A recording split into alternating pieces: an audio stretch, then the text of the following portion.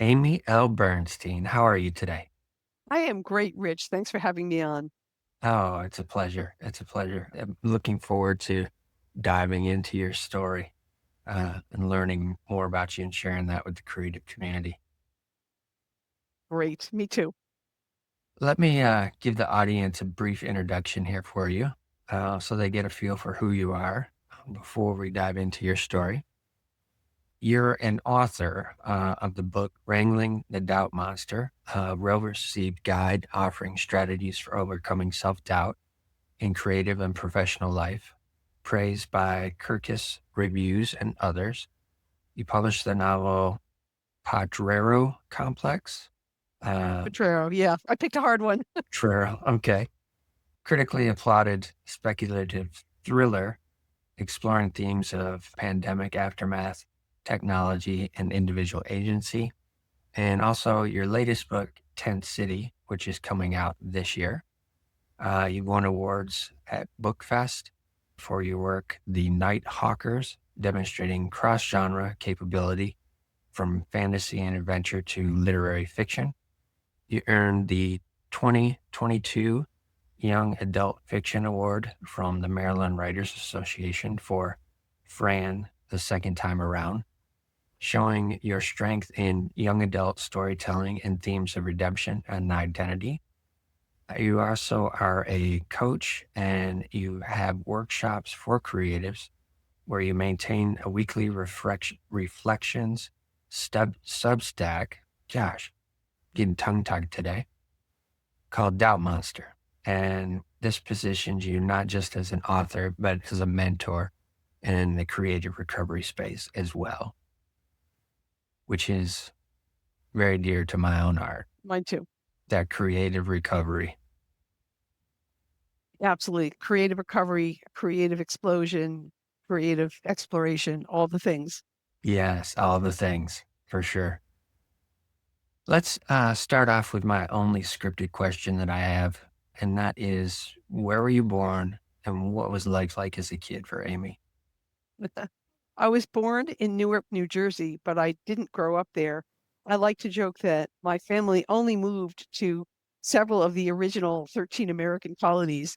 So we moved around to New Jersey, Connecticut, Pennsylvania, Massachusetts, while my father basically chased the corporate American dream. And I had a pretty straightforward upbringing. I was fortunate to be well sheltered, well loved, and I wouldn't say that my childhood was eventful. I don't think that I could claim otherwise. I would say that my most recent years, in some ways, have been my most eventful creatively, but my childhood was pretty placid. Okay, okay.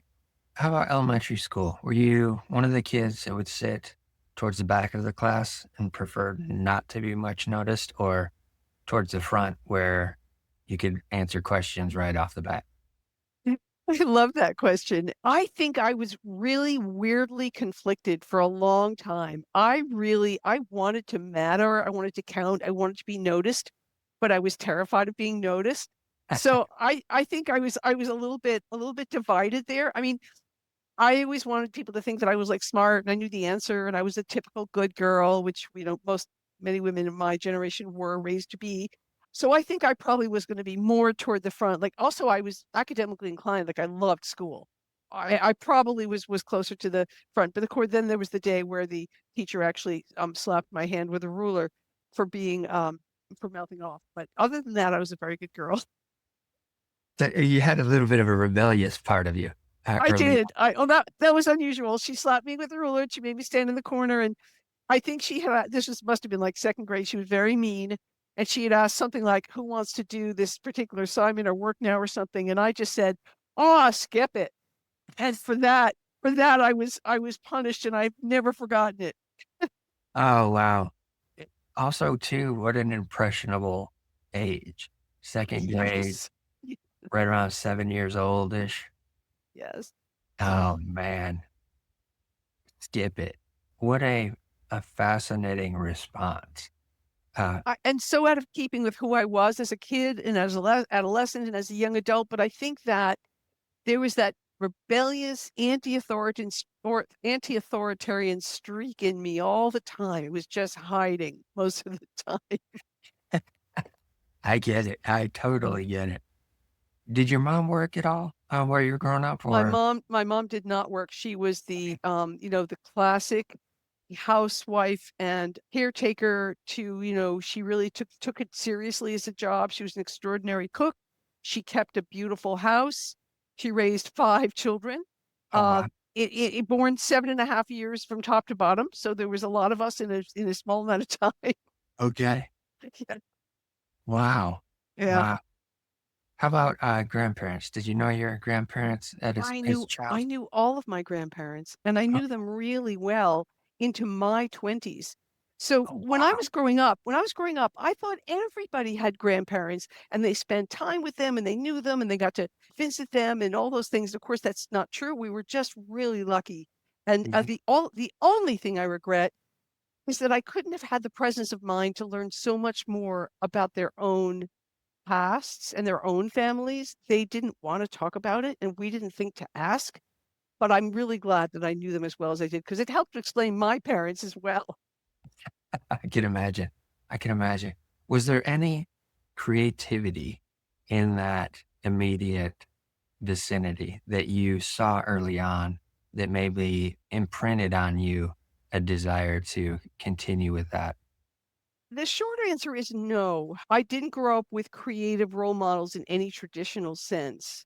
What the father of an elementary school friend of mine, was he artistic? Yes, but that wasn't front and center on my radar.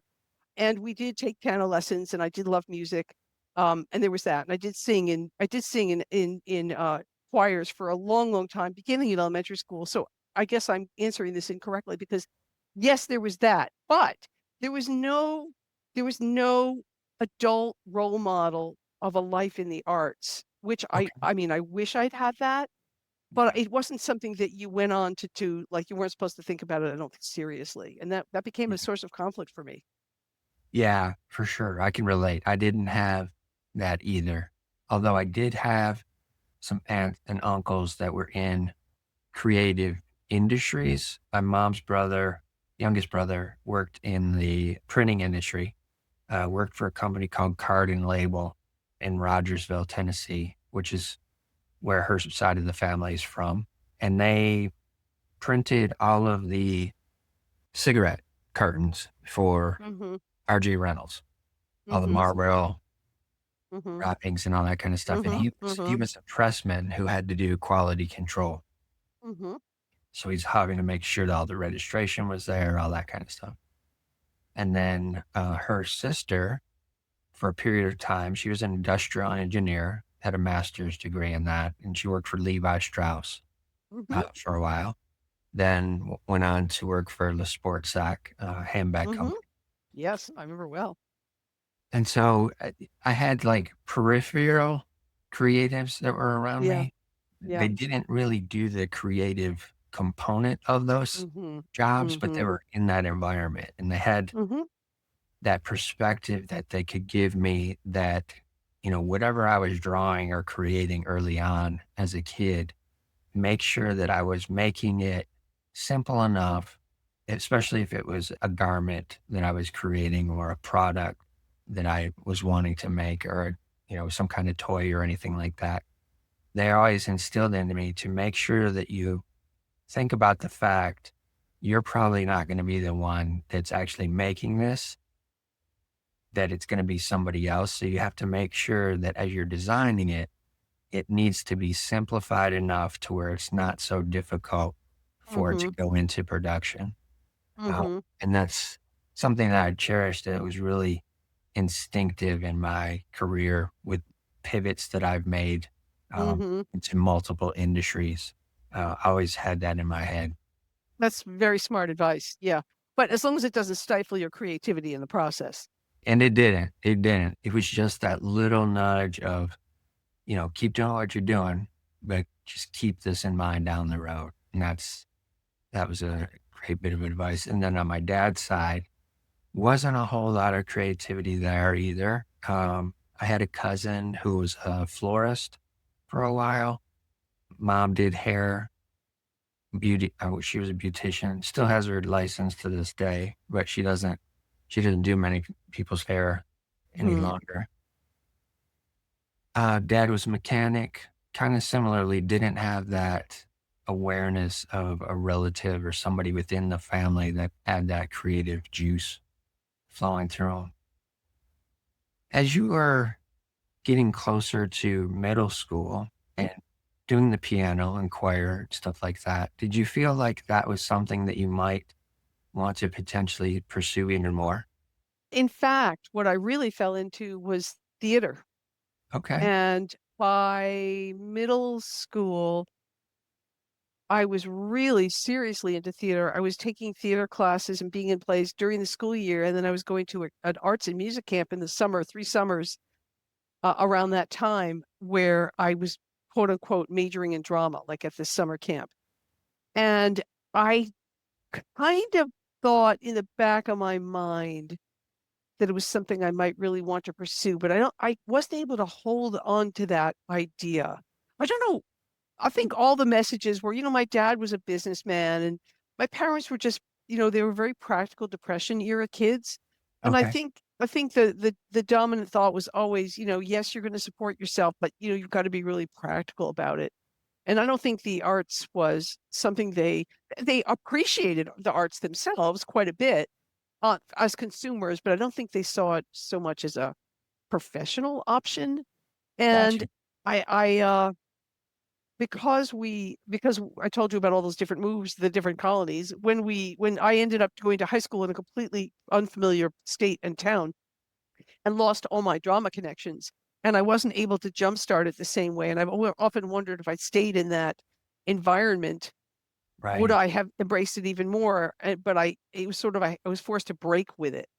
Mm. And I think it says a lot about being in an environment where certain things are nurtured. If you're there long enough and you really get that nurturing and support, you're really seen and people really tell you you're really good at this and they encourage you, that could nudge you in a direction. Whereas when you lose access to that, that's it. It's like it's over. And I will just say that what's so funny about it is in my many, many, many, many decades later, I guess in my 50s, I started writing when I had to start writing more creatively. I started writing plays.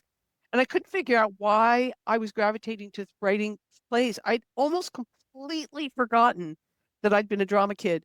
And I was writing some play. I was doing these other plays. I was like, why am I doing this? No, I was a drama kid. Here, this has been living in me all this time. Y- I forgot all about it. And this is why I'm writing plays. Yeah, for sure. That's amazing that it was hibernating. It was hibernating. Yeah, it was Yeah. hibernating. Just like my rebellious streak was hibernating. Exactly. Yeah. Exactly. How about your siblings? Did any of them have that creative interest at all as well? I have another sister who's also particularly musical, and my brother my brother actually went to film school and was in film for several years before making some other pivots. But so he's kind of got, and he became a professional chef, and that's really creative. Yeah, yeah. So yeah, yeah. So it's there among us. My dad, when my dad was in his teens, he wanted to go to the New England Conservatory of Music to be a singer. Oh, okay. And his parents said, no way. I don't know what they told him precisely. We can't afford that. That's a ridiculous choice. We're not doing that. You're not going there. And he just gave up immediately. I think he was like, he probably was angry for 5 minutes and he gave up. I mean, he became like a really corporate business type guy, right? He just, when that door to the arts was closed to him right away, that was it. Like he just put away childish things and that was it. It was over, right? There's this Yeah. wonderful, wonderful, wonderful photograph of my father looking like Frank Sinatra in this glamour shot, this, colorized or colored photograph of him holding sheet music, like on a stool, like a singer. Nice. And it's funny because it's not the guy we really grew up with.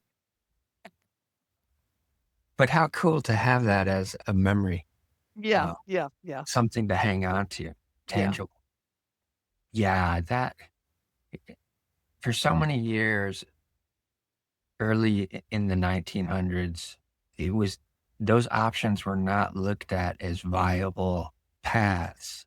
They're still Um, not today by many people, still not True. seen as Yeah, viable. I mean, yeah, parents don't want their kids majoring in the reason the humanities in colleges are having so much trouble is parents don't want their kids majoring in the artsy fartsy stuff. They wanted to major in, finance and all those kinds of things. And it's very unfortunate, I think. I Yes, mean, it is. my, my mother, my mother wanted to be a writer, I think a poet and a writer, and that got, she gave up on that real fast. She was married at 18, became basically a sort of full-time housewife, had to work part-time in the beginning to put a little food on the table when my dad was just getting was on the GI Bill after Korea. But she set aside all those dreams as well, like really quickly. So I think it says that we can have those longings and even some talent and all those things, but gosh, I mean, so many things have to line up, right? You have to be nurtured and encouraged or have a tremendous amount of interior drive to push that all forward. It doesn't Yeah, just happen. for sure. Absolutely. The interesting component that just came out here was the fact that when I asked you, was there any creativity? I said, Allison, no, you said no. And now as we're talking, it starts coming out. But yet right, it was shut down right, in them. It was right. stopped. So there's nothing I saw growing up. I know it, Yeah. but I didn't see it. Yeah. But what's amazing though is it came out within the children, Yeah. which Yeah.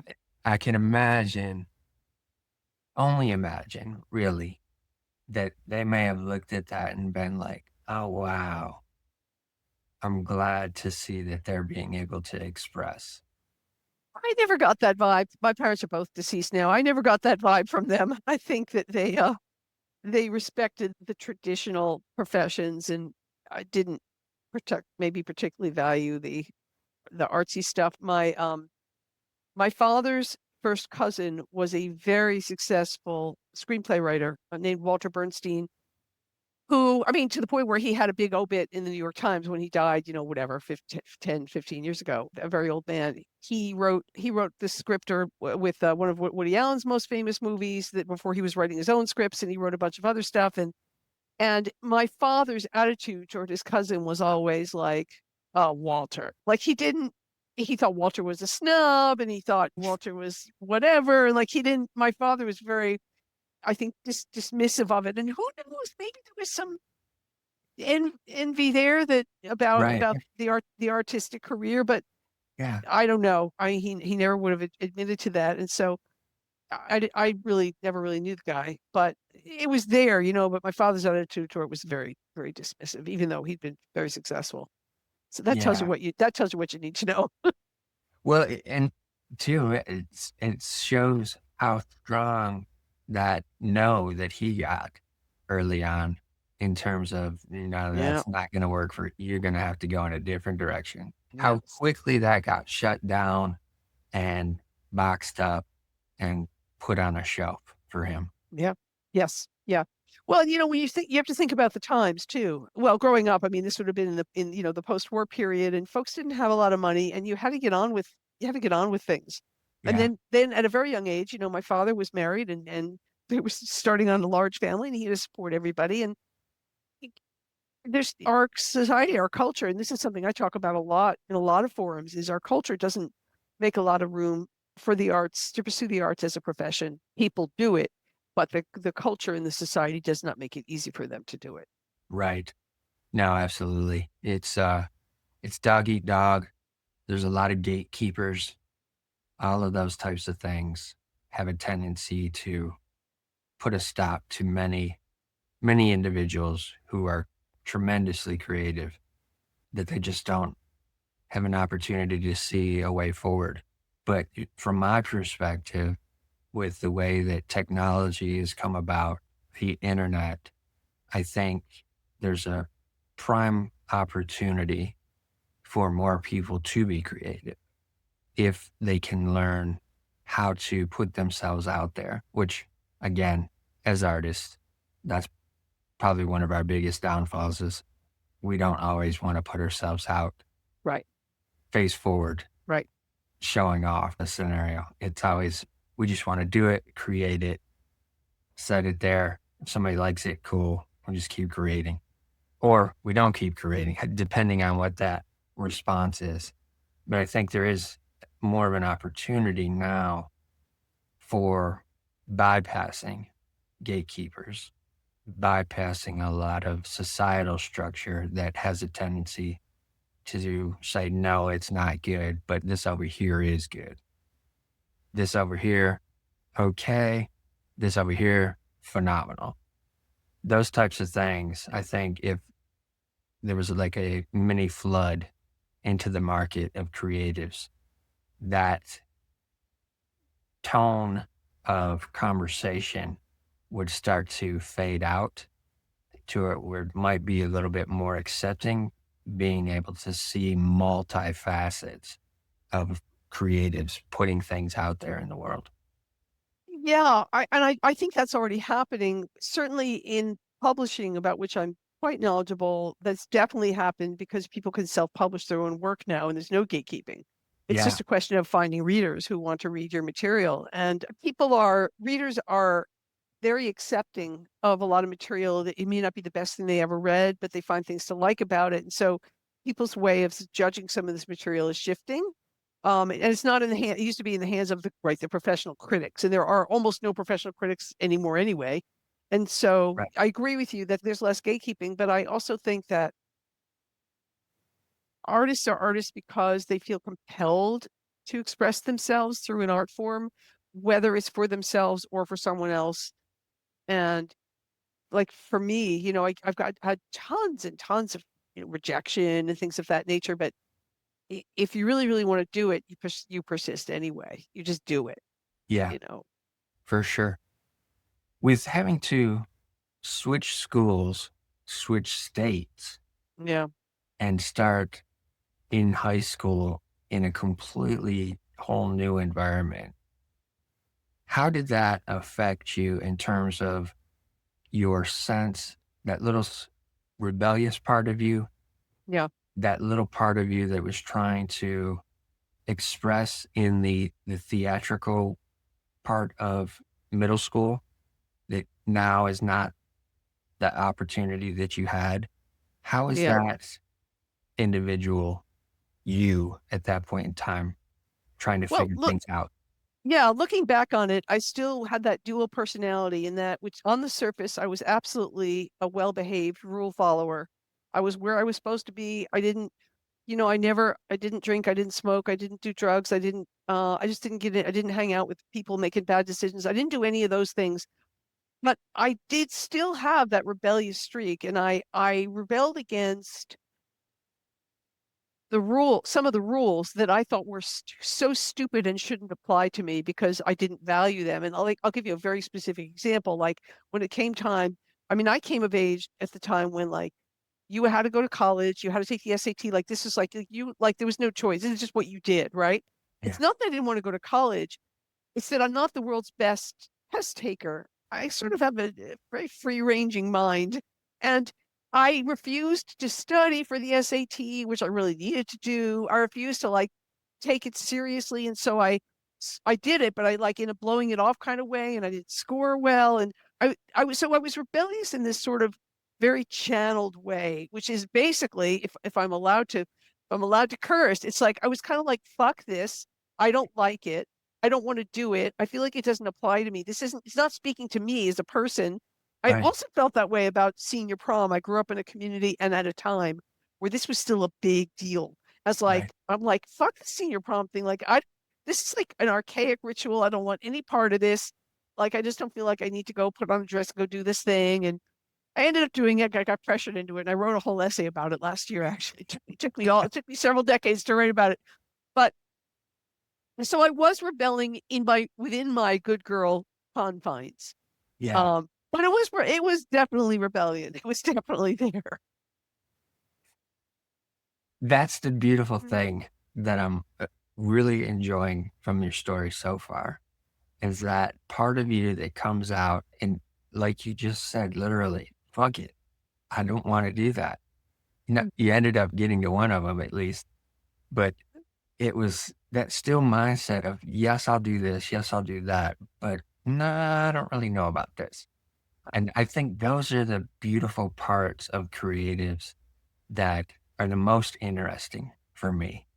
Those that can be chameleons in a way and blend when needed to, but also go your own way.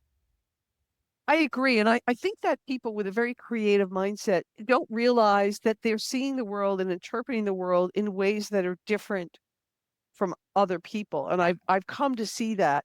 I've always seen the world, I think somewhat differently, or I noticed things that other people didn't notice. And I'm not holding myself out as a genius. I'm just saying my brain works a little differently. And I'm also not I'm not a neurodivergent person either. I'm not saying that either. I just want to be clear. But I Yeah. mean, like I obsess about things about the passage of time and what is time. And I look at really old buildings and I think a lot about the deep past and what was here. And I'm with people and I'm realizing they're not thinking about any of these things. They're not, and I'm obsessed with them. And and it makes its way into my fiction as well. And I realize that I do think somewhat differently. And I've always struggled to feel understood, I think, in many levels.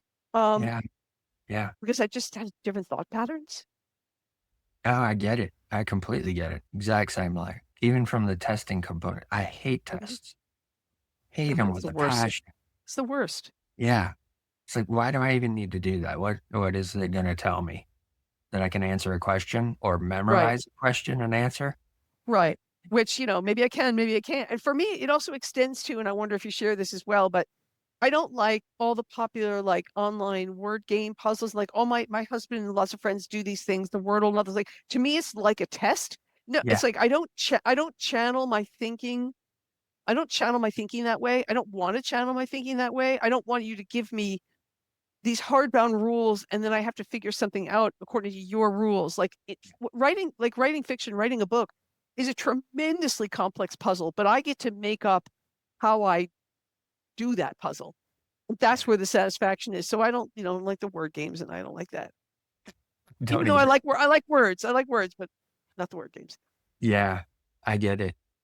Totally get it. So after doing somewhat poorly on the SAT Yes. and having to make a decision of what am I gonna do next? Did you choose to go to college or did you choose to go out and find work at that point in time? No, in my family and in my time in my community, I was never not going to go to college. But my Okay. father and I had a huge fight because he wanted me to go to the state school, which in my view, at the time, it was just like the catch-all. It was like there's nothing special about it, just really big. And at the time, my feeling was, no, I'm better than that. I need a better school. So I valued myself in a certain way intellectually. I thought, no, Mhm. I'm not going. He was like, no, we're not going to pay. I'm not going to pay for the private school. You're going to go to the state school. Like we had massive fights about it, and plus I had not scored well. I got waitlisted to the top small private school of my choice. But the truth is, I basically talked to those people at the school of my choice, and I made the case to them how deliberately I had chosen them and why it was the right school for me, and that I really needed to be there. And they let me in. Yeah. Nice. That's a highlight moment. I want the audience to hear that loud and clear. Being your own advocate Hmm. in your creative journey, even if it's a mental health struggle, being your own advocate to find your way to what you're looking for, to where you think you need to be. And if it's on a healing journey, to find what will work for you. Because we've known for many years that from the healing side of things in mental health, that one size does not fit all, Mhm, especially in the creative community. mhm. And so to be your own advocate and say, this is what I need, this is what I want, this is why I should be here, set you on a potential trajectory to allow that to start evolving again. That's such a great way of putting it, Rich, and you're so right to highlight that point. And as you were speaking, I realized that talking to that college was the first time I really did advocate for myself, like no holds barred, like this is so important to me. And this has to happen for me. It's just I know it's just what I have to do. And it was the first time I did that, and I'm really glad I did. And I was always sorry that we don't have to go off on this tangent, but my father couldn't see me for who I needed to be. He only could see me for what he needed me to be. Right. Um, and that I have to say that dynamic never really changed, but that and it does create emotional and mental health challenges because when you don't feel supported and seen for who you are, you're fighting a much more uphill climb Yes. to be that person because you're not getting that sort of nice push from behind quite so much. Yeah. And you have to do it yourself. And that's really hard. It's really hard. And yeah, It is. It absolutely is. But and also too, that's where that self advocacy can create that momentum for you, yes. to help alleviate some of that back push or the lack of support thereof. And again, too, I think it's a many part of many creative story is that support system is not always there and in Right. place. You're That's right. you're not always seen from those people that are supposed to show you the most love in your journey. And I think that's why a lot of times creatives struggle, with that self confidence, that self realization of value, different things. Self-doubt, Yeah. self-doubt. That's why I wrote a whole book about it. And the other component to that is that I talk to so many creatives who were told out loud by, you know, parents and other family members, "Why would you wanna go off and do that? Be an artist or a writer, like, you're not very good at it, or you won't ever be very good at it, or you'll never make a living, like, why would you do that? Just maybe keep this little hobby on the side." So we were put down for the things that mattered most to us, Right. and so many people have gotten those messages, and it's made it very hard for them to take their own creative urges seriously later in life because they didn't get that encouragement early on. And so the messages that are stuck in their head are that you shouldn't be doing this. You don't deserve to do this. You're not good enough to do this. It's not practical. You should be practical. All those things really weigh on people for really most of their lives. Yeah, absolutely. It lingers. It Yeah. lingers. Yeah. Getting into that school, what did you decide you were going to major in at that point? English literature. No Okay. question. I knew that. Well, for 5 minutes, I thought philosophy. And for 5 minutes, I thought art history. But the philosophy professor, the material, he was so boring so fast that I couldn't do it. And he had us reading Kant from the first week, which no one could understand. And the art history, which I absolutely loved and love to this day.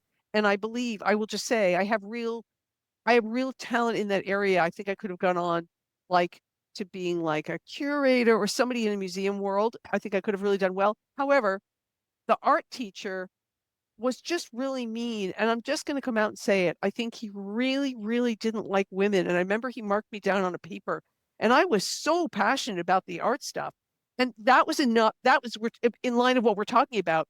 That Yeah. was it. "Oh, I guess I'm not good at this," or "You don't think I'm good at this," or it's like, and I was memorizing all the paintings and all the dates, and I loved it so much, and I was really into it, and a tiny bit of encouragement. I probably would have been an art major, but I also loved reading and writing so much, so I became an English literature major, which I also Wow. loved. Yeah.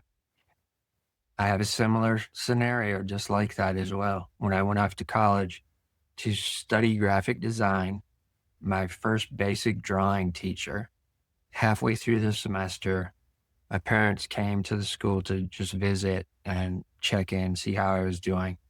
And he literally told them that I would be nothing more than a B student. Mm. And I was so devastated when they told me that he said that. He said, Oh, "You need to try harder." And I'm like, "Wait a second. Are you kidding me? Try harder?" Like, I'm oh. I'm doing what I'm supposed to be doing. I'm doing Mhm, everything I'm supposed to be doing. mhm, I'm mhm, trying as hard as possible. Also, I'm having to work while I'm doing mhm. this as Yep, well, out of yep, state. So, yep, don't know the environment real well. And then you have all these extracurricular things that because it was a private school too. They mhm. required you to have to go do these other things, and it was just, Yeah, yeah, "Why am I doing this? This is dumb. I don't wanna do this." yeah. Eventually, I just dropped out because I couldn't Mhm, afford to continue with it. I was failing everything but the art classes. And it was like, all right, I'm just going to dive into this world on my own and find my own way. So I can totally relate to having an instructor say, this isn't going to be where you need to be. And I think it just goes to show that particularly when we're at that age, particularly in these creative fields, what we really need is encouragement and support. It's not about your merit at that moment. It's not about somebody's judgment of your talent. Right. We just really needed the encouragement. And I didn't get it in that moment. You didn't get it in that moment. And it really does set us off on other paths, right? And that's what a shame that the teacher said that. And honestly, what a shame that your parents said it to you, because they could have not told you that. And, you could have continued to feel like motivated, right? And so, Yeah. yeah, yeah, yeah, that's tough. It's not very fair. Yeah. And my response to that as well was, I was like, all right, I'm going to show them. I'm going to do this portrait, and it's going to be the best piece that I've created the entire semester. And he gave me an A minus. Mm-hmm. And I thought, okay, it wasn't that B that you said I was going to continuously always Mm-hmm. get. So that was enough for me to just break that barrier just a little bit Right. and realize, okay, I'm going in the right direction that I know I can go. I wish I should have had that moment of clarity that you just shared, because when I was in that small private college I was telling you about, I learned that one of the teachers had decided to read my paper to the other class as a Oh, great wow. example. And Yeah. so the message I should be getting from that is, oh, maybe you can write, maybe you are heading in the right direction. But I was even then just so I was so unsure. It's typical at that age, but I was just so unsure of myself and couldn't really value my own capability. And I fought through it over many, many years. And again, which is why in midlife I end up writing Wrangling the Doubt Monster, because no matter kind of what came my way, the doubt was just always, it was just there. And I feel like those seeds are planted very early. I mean, it's partly your personality, but those seeds are also planted very early, you know? Yes. Yeah, for sure. For sure. Well, and also too, from your storyline, you got that a little bit after doing the piano and the choir and then the theater, and then you had to completely switch a state. Like your environment got uprooted completely. Yeah, And so it was like, now you've got to refigure out how to try and find that environment in the new state, even that's true. as That's well true. as the new school. Right. As you're going through college, English lit, learning these different things about the different types of writing and literature and all of this, are you at that point have any inclination that you may step out at the end of those fourth year and step into a career in writing? Or did that come later on? What was I it my right Yeah, at? my first strong vision for my post college years was I was desperate to go into book publishing. Which book publishing was very strong at the time, and I wanted to go and do that route where, like, you're an editorial, you start at the bottom, you're an editorial assistant in a publishing house, and you read manuscripts and maybe you do things with authors. And I don't think I knew what all it entailed. I just knew that my love of books and reading and writing, the publishing industry seemed like the perfect thing for me. That didn't happen. So many things didn't happen. That didn't happen for we I don't think we can go into all the reasons, but it's nothing nefarious or dire, or it's all a series of events, right? That you don't control at the time, and then you look back. We had a very close family friend who worked in publishing in a serious role, and he allowed me to intern with him for a small. Begged, can I just have like a short internship or something? And he ended up getting really angry at me. And because I was reading, he gave me what's called the slush pile, which is, this is back in the day, they're literally hard copies of manuscripts piled on a desk. Somebody has to go through them and like type polite rejection letters. This is how it used to work. It works a Yeah. little bit differently now. And I found some that I thought were really wonderful. And so I think I've typed up something encouraging, which meant they were going to send the full manuscript. They were going to do something or other. And the guy who brought the family friend, he just got so enraged with me. Now, I had not really been properly trained. I feel like probably nobody was supervising me. Nobody was paying me any attention. I was still in college and I was doing this. And so I was kind of set up to fail in that I was following my own instincts, and he had no right really to get angry. That wasn't a fair response. But Yep. like, that was the end of my publishing career. Like, he wanted nothing to do with me. And he forgot about this, I think, and I never forgot about it. Yeah. And he's 97 years old now and not in very failing health. And this is not someone I see, that we don't live near each other, but I never forgot this. I never Right. forgot, because I felt a door closing that had meant so much to me. And now there's a case where someone could say, well, why didn't you just cry another way? And I don't know the answer to that. I was still in college. I was struggling, I think, with a lot of things. Yeah. And it's not like in the movies where like you don't always have the gumption. You're just going to get out there and, not everybody is Elle Woods, right? Making her way through Harvard and law school and all that stuff, right? I didn't see how. I just didn't see how. Right. I wish I could talk to that young woman and say, listen, you can push other doors open. You can, but I didn't know how. Yeah. I think you're right too. It was almost like a setup. All Yeah. right, we'll give her this job. This is a slush book list. She can go through these, write the rejection letters. And you, being in the mindset already of knowing what you needed, you were trying to give that to others, of saying, hey, a little bit of words of encouragement may not be what you want to hear, but this was good. And I thought it was really good. Yeah. And yet you get this response of as if you're doing the wrong thing, Right. because Exactly. it's not the standard of the company of what we Well, do I here. was exercising editorial judgment that I wasn't allowed to exercise. That was A. But the other thing, in looking back, what I realize is it wasn't an internship. You put me alone in this desk with these things. I'm supposed to write I'm nothing but an amanuensis. All I'm doing is typing. I'm not learning anything. I'm not shadowing anybody. You're not really introducing me to the profession of what's like. Had he been a really good dude, he would have said, hi, hi, everybody in the meeting. This is the daughter of a real close family friend of mine. She's shadowing me for these 2 weeks to see what it's like in publishing. That would have been a great response, but I didn't get that. Yeah, So, what you ended up getting was that second grade teacher's response, that whack on the hand and put in the corner. Rich, you got it. You got it. You are putting the pieces together. I think that's, and when you say that, when I look at all the times I sort of got beaten down, and there were a lot. Oh my gosh, I could tell you so many stories. I have to tell you this one story.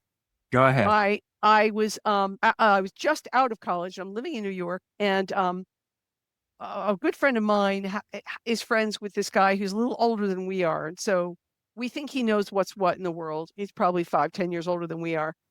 And I was thinking about seeing if I couldn't get a job doing something with the Village Voice, which was like the big, big, big deal. And like that, Sure. I aspired to writing for the Village Voice, or maybe I could get some editorial assistant. He sat me down and lectured me for an hour on why women can't possibly write for a publication like that, because I could never be a reporter. It's not what women do. And the thing is, this is like the height of women's lib. And so I could see how an outsider would say, well, obviously he was just spewing a bunch of bullshit. You didn't believe any of that. But the way he said it was, he put me down so intensely about how Mm. are you going to do that job and then become a wife and mother? Huh? How are you going to do that? How's that going to work? You're not going to be able to do that. And like, he gave me this lecture that was so both degrading and yet somehow sank in. And so I'm like, oh. And so I sort of like let that door close too. And I can laugh at it now, but it's really sad, actually. It is. It amazes me that it amazes me many times that we've even got to where we are as a I know. I know. society with the way that we've acted towards each other. Yeah. It's Yeah. like, what has happened? I don't understand any of it.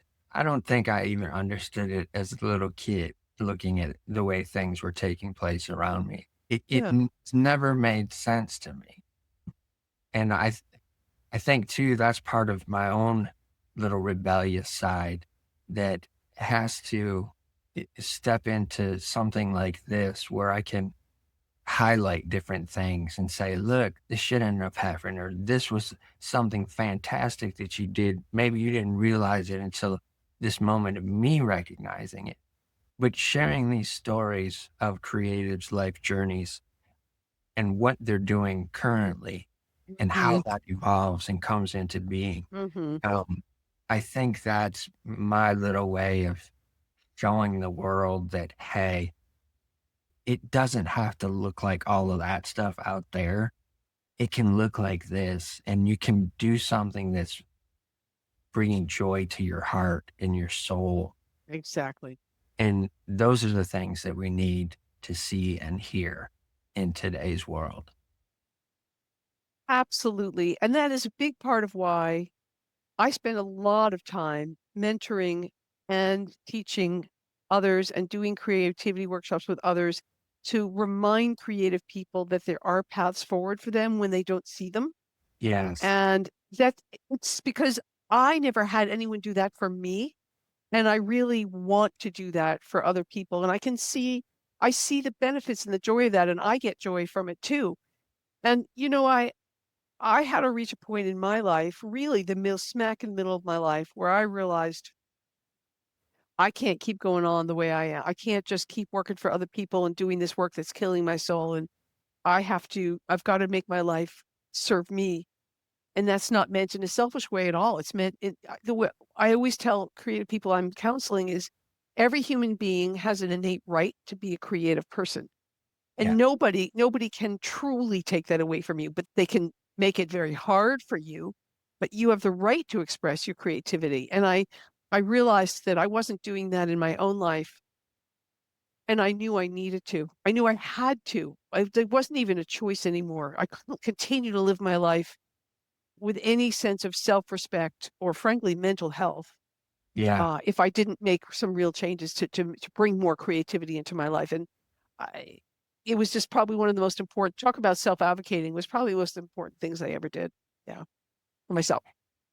Leading up to that pivot point, what were the other opportunities that you stepped into that you just did because in order to move things along? And what was that moment when you were Right, like, "Oh, right. this is a change?" So I spent decades trying to have it both ways. I tried to marry my need to be creative and to be a writer with, being able to feed and house myself as at the time, a single adult for Yeah. many years. And so I was after, some fits and starts. I mean, I did become a write for magazines. I did become a journalist. I did Okay. become a communications director, which were jobs built around a lot around managing information and sharing information and putting into forms that people could understand. So it was really about communicating. So I did all those kinds of things professionally for many years. So I was always working in a capacity as a writer, but always in service to other people's agendas. And I reached a point where, and I did well. I was rewarded financially at a certain point. And I was rewarded with literal awards at various points. And I reached a point where I was beginning to feel so burned out and almost disassociating from myself. It's like I can't live I'm living this life and I can't live this life anymore. And a day happened to me when I'd been commuting for almost a dozen years from Baltimore to Washington, D.C., which is about an hour by train. And one day I stood on the platform waiting for the commuter rail to go south to DC. And on the opposite side of the same platform was the daily train that went north to New York. Okay. I was moments away from going to the other side of the platform, not going to work, going to New York, losing myself for a day, maybe more, letting my family know that, hey, I'm not home, or maybe I'm not coming home tonight, or I'm leaving, I'm running away. And I didn't do that. But in my head, I came so close to doing it. That was a moment when I knew I had to change significantly. I was Yeah. like literally almost walked out of my own life. Wow. That highlight moment here, folks. That is a moment of crisis, but in the same breath, a moment of strength Mm. because the decision to see all of the exit routes and not take them requires tremendous strength and tremendous courage to go in the direction that doesn't have the exit sign above it. That's a powerful description of that type of an instance. And anyone who reaches that pivot moment, you have a choice to make right then. You, You have to decide what change is going to look like in your life, meaningful change, and what you're willing to do to get it. Or you have to make peace with where you are.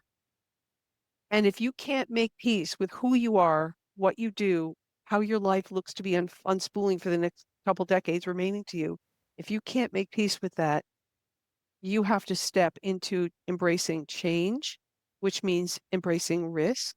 yep, And it means doing things that might be new and different in various ways. And it means disrupting your own status quo. And if your family, in my case, husband and a daughter that we were raising at the time, they have to understand why they have to see you and they have to understand why it's necessary. It's a yeah. lot. It's a lot to take on. And when you got back to them, was there any bit of understanding of I need to make a different route moving I, forward? this is where, the kind of support that we have in our lives is really comes into play because I will say that my husband is very risk averse. So for him, and this is true for many of us, we're surrounded by people who love us very much, but they may not want to take the kinds of chances that we want to take. And therefore they fear for us because they wouldn't take that chance. Yeah. And I'm not talking about super radical. It took me quite a while longer to find a job that was less stressful, closer to home, so I could begin to take back some of my time, which was the start for me, take back more Okay. of my time and my mental well-being. Yeah. This was a ratcheting down kind of a transition. Sure. Um, and I had to bring my husband along to I'll be very honest about it. It wasn't like, sure, honey, whatever you want. I mean, it was, but it was also concern on his part in Right. some respects. And a couple of years later, as I began to sort of back myself into jobs that paid less, they were still draining me, but I was like backing myself down so I could begin. I took a playwriting course and I started doing these other things. Like I made room in my life for the things I had to make room for. I Yeah. literally did that. I literally made room in my life.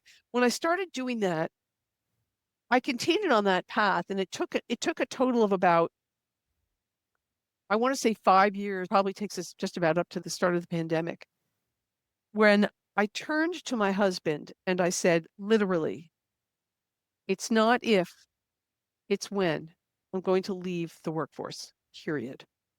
And I'm never going back. And I had to prepare him for that moment over years.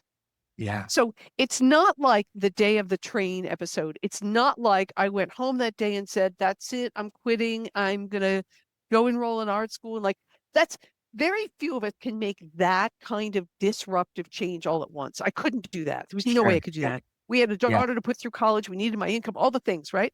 But the process began. And at one point I want to make, Rich, which I think is important for anyone who listens. What this really starts with is you must give yourself permission, permission to be that creative person and permission to take the steps and the risks that will get you there. Yeah. And permission is really where it begins because otherwise you're going to stop yourself again and again. And what you have to do is give yourself permission to lean into those those changes and those opportunities. It really does start there. Yeah, that permission for self-advocacy. Exactly. Absolutely. Absolutely. And also too, again, that mindset of knowing you just needed the first thing you needed to do is reclaim time. Reclaim your time that Mhm. was getting drained by others, companies, individuals, all of those things. I mean, your own personal time. And what was fascinating that you just said was that you stepped into writing a play, which took me all the way back to you being in theater. And I was like, Right. oh, wow, what a connection line of Yeah. something of for you taking back your time went all the way back to the thing that you were truly enjoying in middle school that you got uprooted from. And that was taken away from you. That time was taken away from you. And your reclaiming of time is you starting to write play as part of that process of moving in a new direction. That was very fascinating to hear that come through. You are right. I think you are connecting dots that sometimes, you don't think to see in yourself, but you are Yeah. right. And I also the first novel that I wrote largely on that commuter train between Baltimore and DC on my laptop because I had to prove myself that I could do it. I really wanted to do it, and I had to use the only time I had to myself during the day was that commute. The rest of my time was not my own. And by the time night rolls around, I mean, I'm a wet noodle. I can't do anything. I'm just not going to function. I used that time that way, and I think that was myself proving to myself, this matters to me. I'm literally doing this thing, and it matters to me, and here I am doing it, and that's how I show that it matters to me. It's not just talk. And I think when artists start really engaging with their artistic process, that's what happens. You do the thing, and then you Right. realize how amazing it feels, and then you want to do more of the thing. Yeah, exactly. Exactly. Was Wrangling the Doubt Monster the first step into writing for you that was really No, something? Okay. no. I'm losing the track of the order now, but after writing several short plays and some full length plays and having some things performed and that kind of thing, I moved toward novels, which I began to feel more drawn to. Well, there's a number of reasons, but so I wrote a couple of novels before I wrote Wrangling the Doubt Monster. And I think as I began to understand the world of the writer better, the world of publishing better, what it takes to really persist, the amount of rejection that comes with that territory, and many, Yeah. many artistic territories, I realized how self-doubt had held me back in so many ways, in so many key moments of my life. And I realized that I wanted to begin to normalize some conversations around this collection of feelings about how we become our own stumbling blocks and why. And writing about that really helped me understand so much better some of my own patterns and what I have since learned, because the book came out about 11 months ago, 12 months, excuse me, 13 months ago. I can't do math, forget math. A little over a year ago, I've learned what a universal phenomenon this is among creative people because for all the reasons we just talked about. And so I have had these conversations, and it's incredible when people they look at this book and you can open to any page is like, oh, I'm feeling this is exactly how I feel.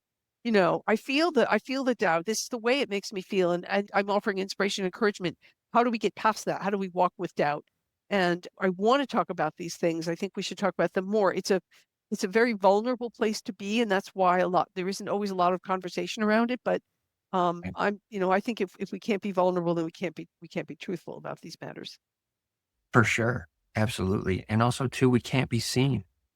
If we keep that hidden, we Yeah, can't be ever seen. absolutely. Yep. So that, and again, too, that's where I'm trying to create this space um, of allowing that vulnerability to come through because that is a lot of times the point of shift in many individuals Yeah. with their creative talents. Creating these plays, having them actually put on seeing your writing come to life, what did that do for your confidence in reclaiming time? Not as much as you think. Okay. Okay. Theater is a difficult discipline because it's very collaborative. Your play doesn't exist unless somebody's willing to give you a stage, somebody's willing to direct it, somebody's willing to cast actors, somebody's willing to make costumes, all these things. So it's a difficult sort of a thing to achieve. And I did love seeing my work on the stage. It was deeply empowering. I also felt I could never push my ambition far enough in that work, probably because I didn't have enough of a community in theater to want to support or champion my work. It's not just competitive, it's a very difficult world to navigate. Yeah. Yeah. Uh, there's a lot of moving parts in theater, Yeah. and let me separate. So yeah, when those times when I was having a play on the stage, whether it was a 10-minute piece or an hour and a half long piece, it was an extraordinary feeling. And I had been an executive speechwriter at a pretty high level in Washington, D.C. before that. And watching a cabinet level person reading your words to a big, important audience is a lot the same feeling. You feel it's very empowering and you feel that you have made something from nothing that Yeah. has value for other people in different spheres.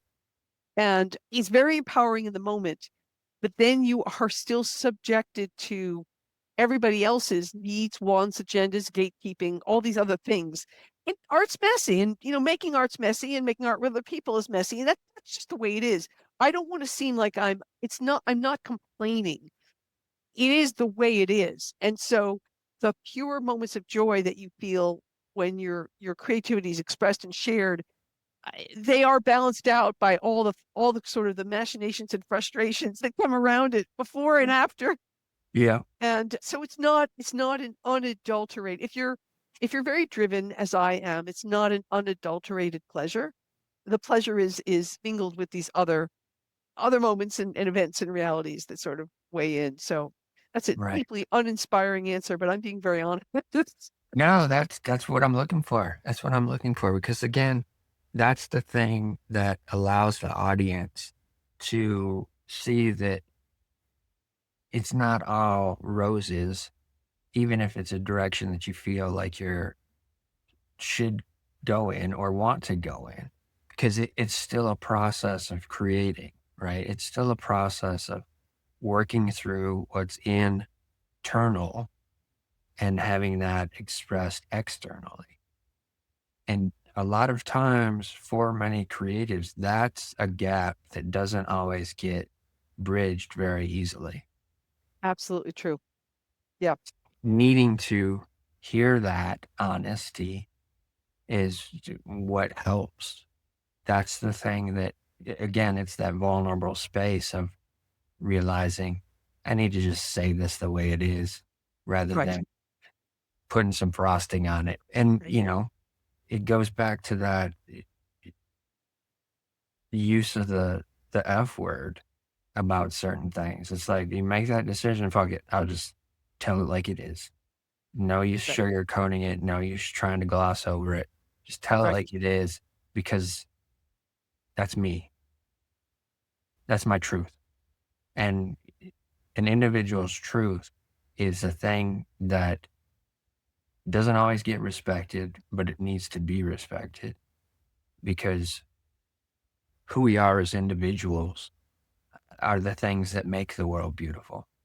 It's just too many people have the wrong glasses on. Yeah, I often use colors as a very handy sort of way of thinking about this. We're all capable of seeing the world through so many different colors than we do. Yeah. And huh, it'd be a more loving place if we could do that better. Yeah. Definitely. Definitely. So how many books were created before the Doubt Monster came about? created is one thing and published is another thing.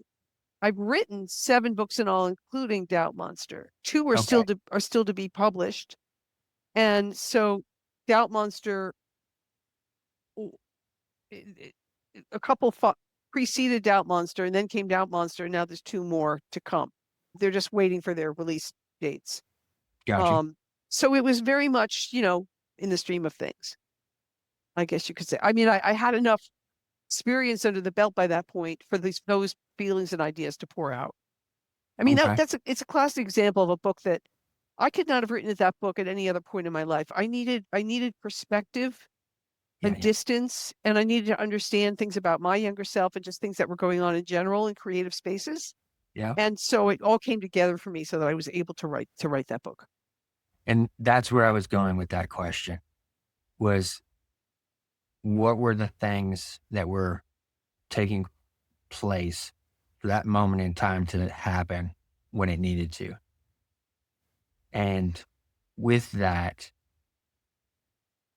what was the, again, freedom claim, time claim, rebellious instinct to take on the doubt monster? Oh yeah, I wanted to begin to practice more radical honesty about what it was like to be living a creative life. And I can, of course, just have that conversation with myself, or I can have that conversation with a real audience, meaning people who actually read the book and talk about it, and the people in my workshops. Yeah. And I decided that I wanted to go to that real route. The original title for the book, which the reason I share it is because it sort of offers a window onto what my thinking was at the time. It was called, I don't remember the tagline, but it was called "You Got This," and it was like a way of doing a elevated pep talk Yeah. um, for anybody in my situation. It was also a way for me not to feel alone and create, and not to really feel like I was part of creative communities, because it's like, hey, I'm feeling this way. I'm betting you are too. And it turns out I was absolutely right. And Yeah. so I was able, it was like building a bridge for creatives to have conversations around these things. And I must have just needed to do that in that moment. I think it must have been boiling up in me for a long time, but it just sort of poured out as this lifetime of wanting to have those conversations, wanting to understand my own feelings around this. And, that books are written at the time when they need to be written. It kind of, this is a great example. Yeah, for sure.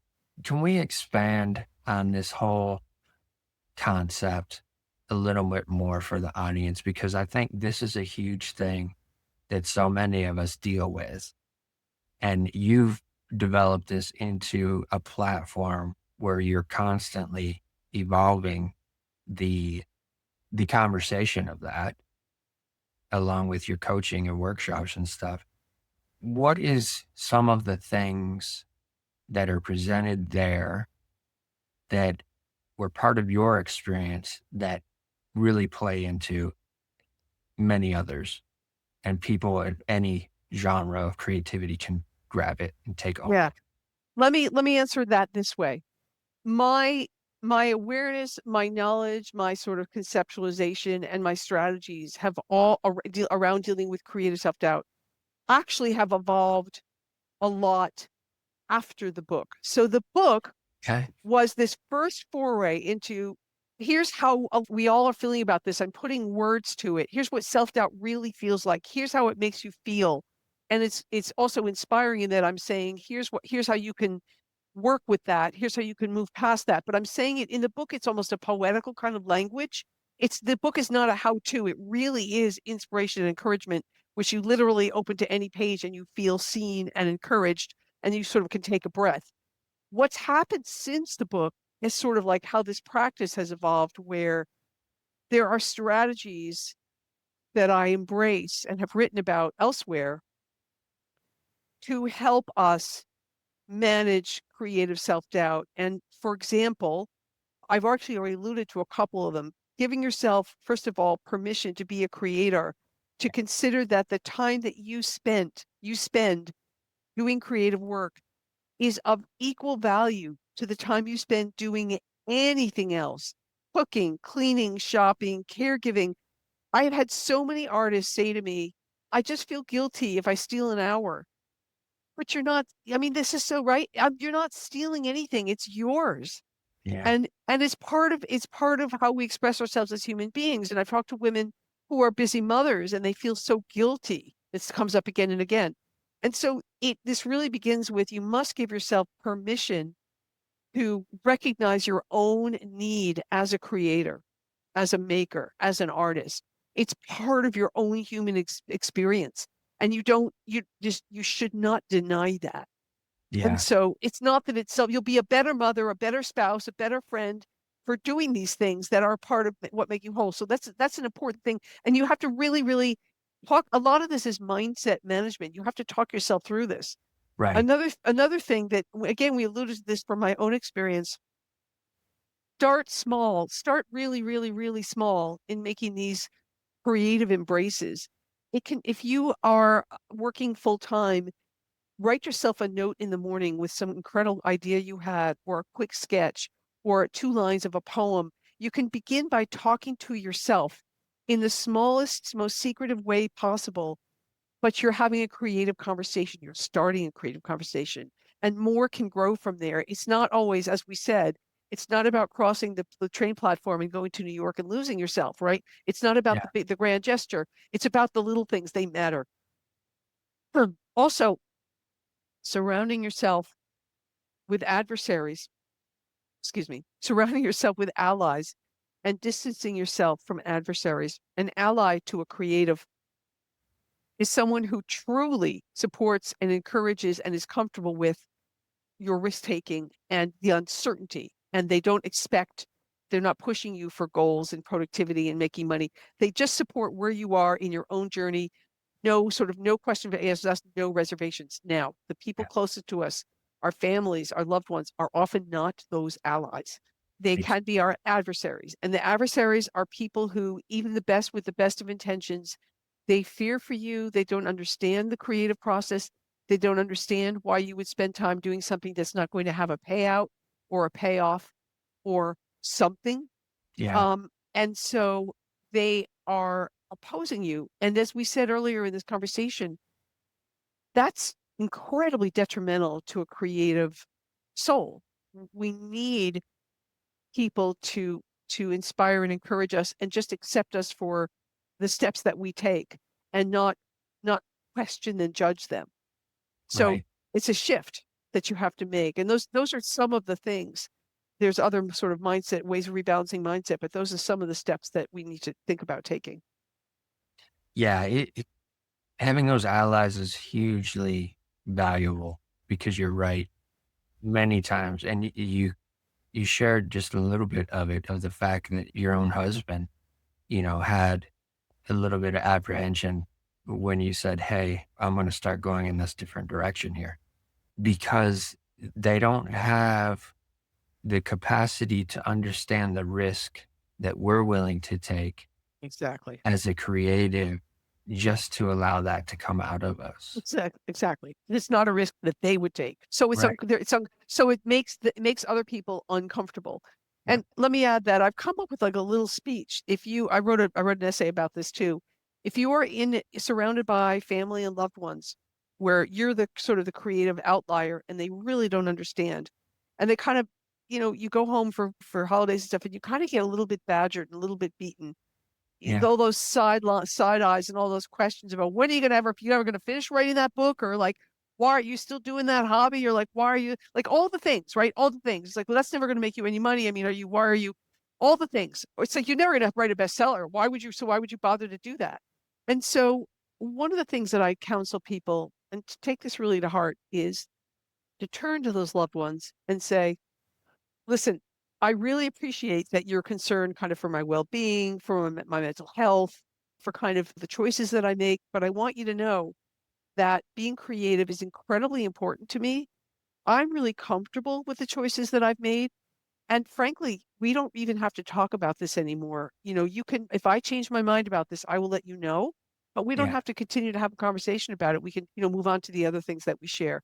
And you can, I think it's worth putting that into practice, because having them judge us this way is really painful. I've lived it. Oh, I've lived it. Yeah. Yeah. So, you have to find It's, a way to turn it around for yourself. yeah, it's not easy. It's not No, easy to live no, that. I've done it myself in many variations. It's not an easy thing to experience. And I think that's another side of the creative journey that's not always understood, even, is the amount of pain or weight that's taken on with a gamble and the realization of this may not work and I may not get very good feedback whatsoever, but I that's need to right. do. That's right. Yeah. There is a psychic cost that we pay all the time. Yes. Yeah. Yeah. And in that, that's that, again, that's that self advocacy to make sure that even in your risk taking and you're stepping into a creative endeavor, to always make sure that you're minding your mind, Yeah. Very much so. keeping that to a place of stability enough to help yourself get through it. And then thereafter, the potential for the feedback that's not always going to be great. And also too, our minds are a lot of times most harsh adversary. Oh, yes. I've always been my own worst enemy, always. Still am. Yeah. No Our question. own minds are a lot of times the most horrible adversary we will ever face as a creative, because it'll run its mouth 24/7. That's exactly right. That's exactly right. So we don't need other people piling on. We do it ourselves. Yeah. Yeah, Yeah. exactly. Yeah. These other books that you've created, The Nighthawkers, which won an award for you, demonstrating your ability to delve into a world of fantasy and adventure. Was that something that you needed to express based on a real life situation that Mhm. might have taken place? No, I've written in multiple different genres, like mystery thriller, paranormal romance, fantasy. I guess I call it a political fantasy, which is there's no such thing. Fantasy, young adult, and now I'm really leaning into hardcore speculative fiction, really, which is asking what if questions about the future. I can't explain why I have gone in all these different directions. I think I just always followed the story that I wanted to write, Okay. and I wanted to push myself to see, can I write this kind of a story? But from a career standpoint, it's terrible, because if you can't build a following in one field. So a loyal fan base. In other words, it's much better, if you want to go out and write great crime fiction, just make all your books great crime fiction, because then you'll have this really loyal fan base and they always want your next book. I've done Right. that. I Yeah, didn't yeah. do that. And I just didn't. And so I look like I'm just all over the map, because I am all over that. But I will say it certainly has taught me. I've really, really, really been worked hard on the writing craft itself, how to write and how to be mindful of writing in different ways and different kinds of stories. And that's been powerful, useful, and gratifying. How about Fran the second time around? Is that anything that relates to a personal No, that experience? was that was the first novel. The one I wrote mostly on the train was that one. Okay. And I think the reason I wrote a young adult novel is that at the time my daughter was an adolescent. And I think that without even realizing it, I was at that time comfortable with writing a teen protagonist. And I really wanted to grapple with what would happen if a teen had to confront an extraordinary tragedy and grapple with the aftermath of guilt. How do you begin again at that young point in your life? How do you reinvent yourself after something terrible happens? And so that's why it's called Fran the second time around. And it is a YA book, but it's pretty deep. Yeah, Um, I imagine it was immediately where I'm going is to middle school Amy that's uprooted and taken to a completely different state. Her whole world is ripped apart. Her comfort Yeah. zone is torn apart, and she has to create a whole new storyline. Who knows, Rich? Who knows where it comes from? Maybe not. Maybe that's it. I don't know.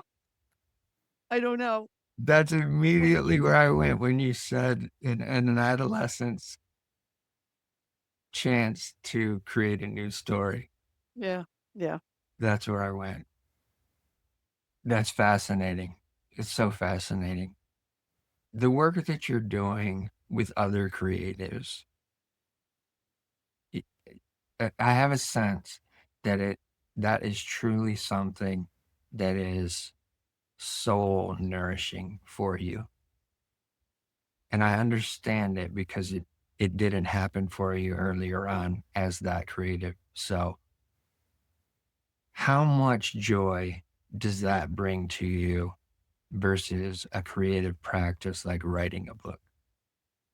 They're so complementary. And yes, it brings me tremendous joy, whether I'm mentoring an emerging writer.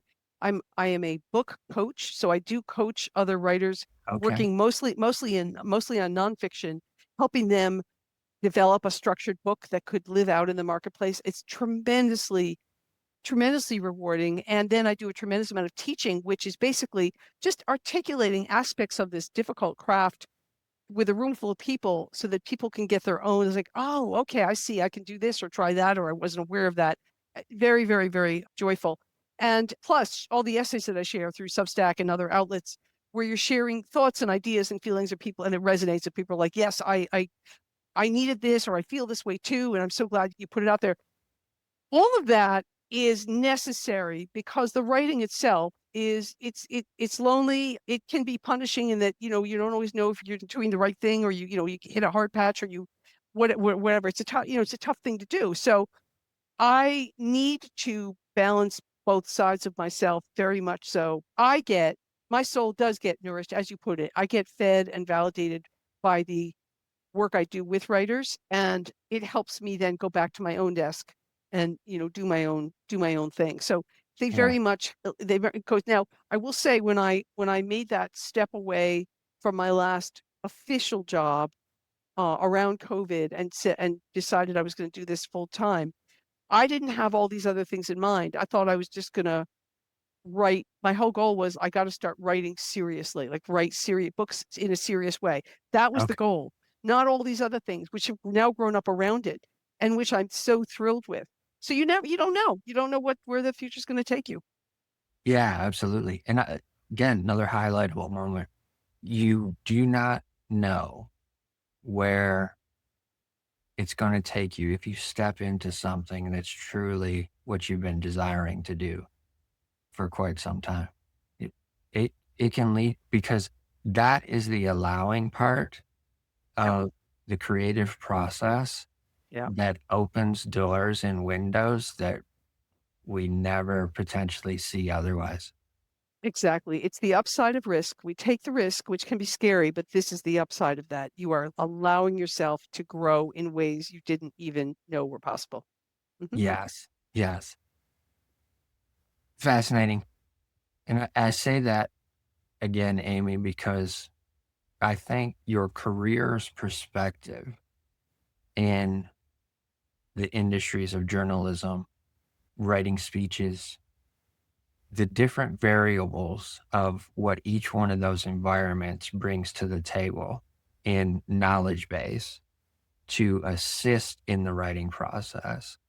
And then the fact that you are working with creator writers right now as a coach, I think it's highly valuable experience that comes into play because there's so many different angles and so much knowledge behind even the publishing component.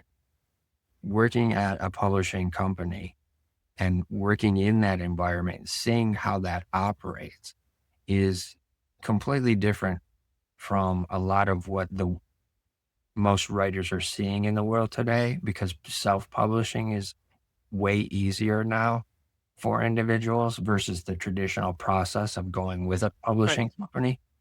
Hmm. I think that's a key thing that I want to highlight for the audience is that perspective is so valuable. And to have and work with somebody who has that broad range of experience is so much that needs to be cherished if you have the opportunity to work with Amy on something that you're writing, because it's knowledge and it's experience that you can't just get everywhere. It's not always easily accessible. So I wanted to highlight that for any budding writers that are out there, that from my perspective, just in this conversation, highly valuable to be able to work with you on a one-to-one basis. Just wanted to give you that little plug. Thank you. Tent City, this book that's coming out this year for you. I saw a little bit of the artwork for that with the cover. Is that a societal reflective storyline Indeed. that we're Indeed. experiencing? Yeah. Despite all the genres, all my fiction, this is the thread. I'm very concerned with, always have been concerned with how power operates in societies, what politics does to people, what social justice looks like, and all these different things. And in fiction, there's many different ways to explore these things without hitting people over the head with a message if you do it right.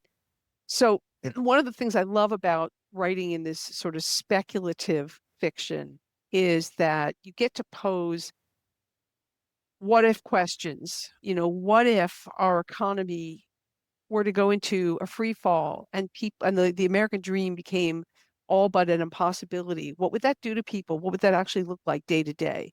It's kind of a scary question, and that's speculative fiction goes there. And so Tent City is a family saga that really is about how one family does lose its grip on the American dream as the economy basically craters in a small town, and how it affects the town and so many other people in it, and it's kind of the ripple effects. And it's a real exploration of that. And admittedly, while there is some hope at the end of the book, it does go to some dark places, because I think that we have a lot of escapist consumer media available to us, not just on television and films, but in books as well. I mean, fantasy genres are, at an all-time popular high, and that kind of thing, and romance. And that's all wonderful, and it all deserves to be there. But I really think that fiction has a role to play in asking fairly serious questions too about the world that we live in, and using fiction as a way to explore some of those issues while allowing us to still feel sort of safely grounded in the present. Right. Yeah, exactly. I think it's a highly creative position to move from, to ask these questions. And I think it allows for them to be presented in a way. And I'm again, I haven't read the book, so I'm speculating to an extent here, folks. I imagine it allows a question to be presented in a way that's not instantaneously put aside because of somebody's own personal opinions, right? Presented in a fictional or sub-fictional way that is just thought-provoking and is telling a story where you're guided by and invested in some characters that is literally a family, right? Mm. And watching what's happening to them and how that might, reflect on an individual who's reading it in some way might be something that allows perspectives to start shifting for Mhm. others. Where in so many instances right now, everybody's so hardlined. Yes, and I try to write books that do engender real conversation among real human beings.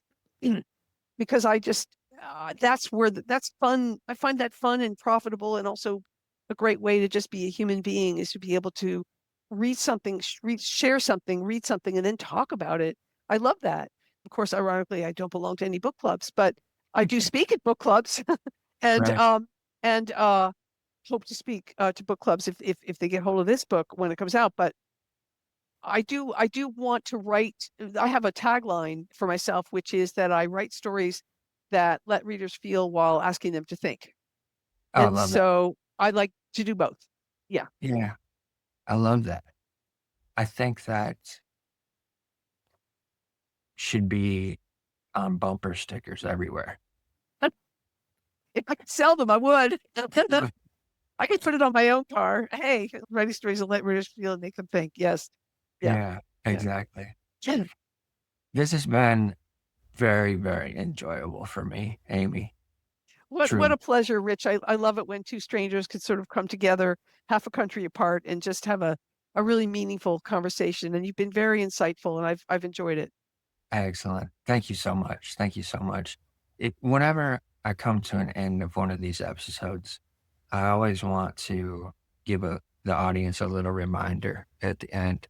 And this is definitely exemplative of your story today. And that is always listen to your heart, but be kind to your mind. That's great.